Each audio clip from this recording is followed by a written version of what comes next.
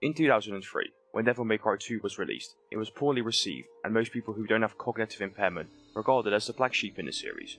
This was supposed to be a groundbreaking game, which was given the green light by Capcom before the first game was even released, which showed that they had faith in the initial release.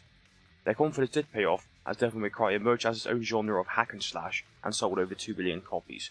However, due to Devil May Cry not having been released yet, when they greenlit the game, there was basically no feedback to draw from, and the studio ended up taking the game in the wrong direction due to this. This was just a step in a series of bad events leading up to the game's release. The game was so bad that I wish Dante's stall had remained closed. Sorry, not open for business yet. The main problems with the game are tied to the lackluster bosses, a change in Dante's personality, and bad combat mechanics. This leads me to the point of this video: why did Devil May Cry 2 fail to fill the first game's shoes? This party's getting crazy. Let's rock.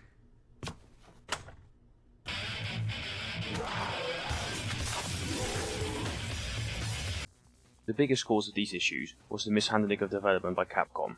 One of the main problems was that the game wasn't made by Capcom Production Studio 4, who made the first Devil May Cry, and Hideki Koyami, the director of the original, wasn't even informed of the sequel until he was asked by a member of Capcom Studio 1 for design documents. This brings up the question: why did Capcom not let the original studio make the prequel? One of the reasons is that Capcom was shifting their arcade teams to console development after the increase in processing power in the PlayStation 2. They wanted Studio 1 to handle it so they could become more familiar with console development. Studio 1 had put out titles such as Power Stone and Spawn.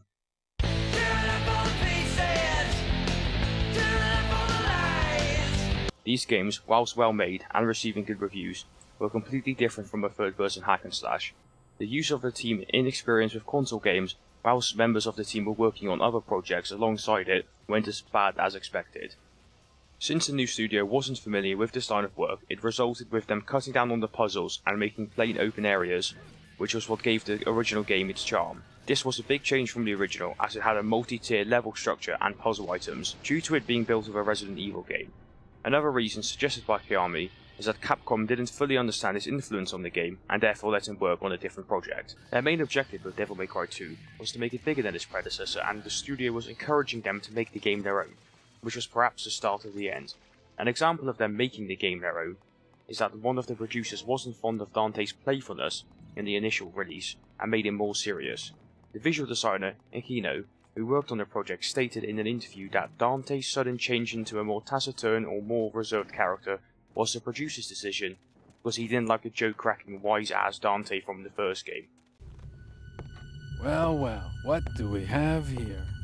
Nature calls? It's in the back.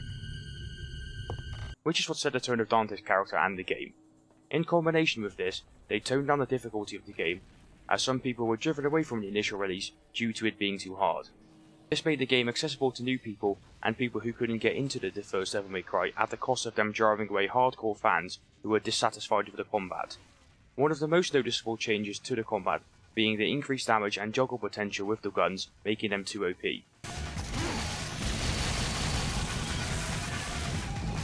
This also resulted in his swords being practically useless. This in turn made the stylish rank trivial. Capcom also decided to let the new higher Takeda take a producing role instead of people like Koyami and Kobayashi, who were experienced in the console division and had a lead in making the original game. Instead, they didn't even touch the project and were replaced by an unknown director who still hasn't been named to this day.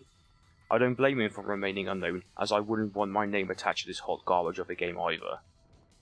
After a year of them idly waiting around, the development deadline drew closer, and the Capcom higher-ups finally took a look at the project, and they realised that the game production was doing as well as a one-legged man in a shit-kicking contest.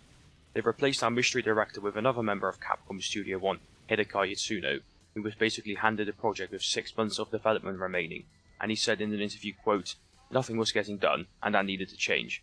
The scenario hadn't been written, the cutscenes had yet to be shot, and they hadn't decided what to do about Dante's Devil Trigger. They had determined that at least a Stinger attack was essential, so at least they had someone who was going to take care of that. But none of the other attacks had been worked on at all. To get everything going, he had to ask for help outside of the team to get Dante's unlockable costume made, and to get Trish as a playable character, as this was requested by the fans of the first game.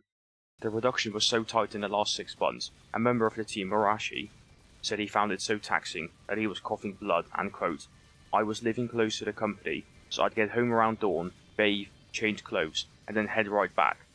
I was practically sleeping at work so I wouldn't be late. I'd even take naps during lunch break."